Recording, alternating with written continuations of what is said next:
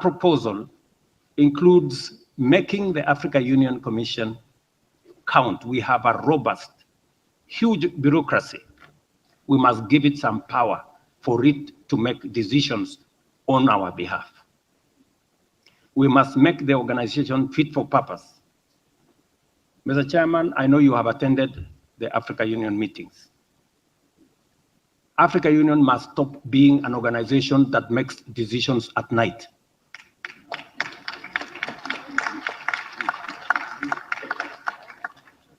Because, as you know, we burden our bureaucrats, we burden junior people to sit across the night for them to make decisions at 4 a.m.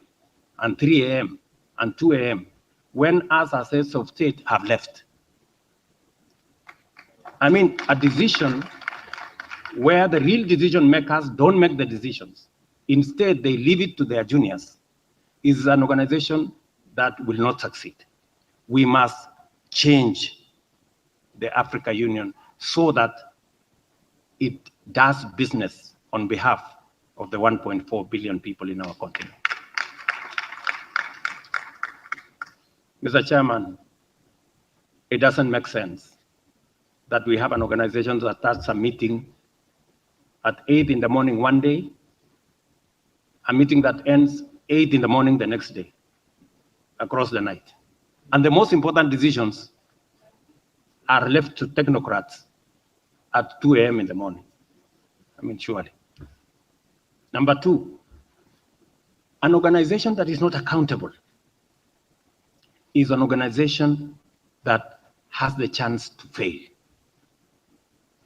Africa Union, there's a complete disconnect between the Pan-African Parliament, which is supposed to be the people's representative to hold the Africa Union Commission to account.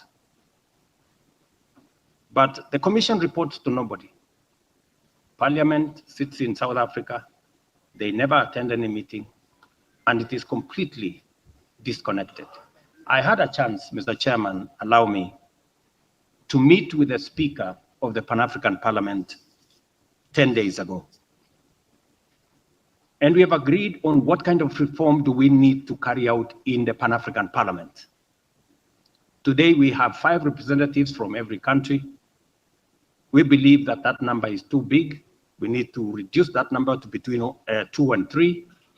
And we need to make the Pan-African Parliament a full-time organization to hold the Commission to account and to make sure that that organization is functional. And finally, Mr. Chairman, and I've taken more time, is also to have the ratification of the Africa Court of Justice so that Africans don't have to be carried to The Hague and other places whenever there are issues in our continent, that we can actually sort out our own issues as a continent whenever there are issues, that we can also sort out our trade conflicts. And I'm very happy, Mr. Chairman, that finally the UN, because the final thing I want to say is, apart from sorting out our organization, we need to silence the guns that we have always said that we should in our continent. There is still too much conflict, too much instability, too much war all over our continent. It is not possible for us to trade. It discourages investment if we don't have peace, stability, and security in our continent. I am very happy that the UN has now passed a resolution last December that going forward, the Africa Union Peace and Security Council,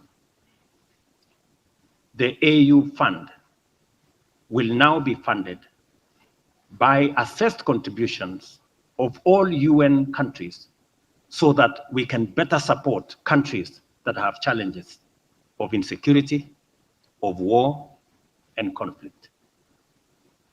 It is imperative that we secure our continent because it's the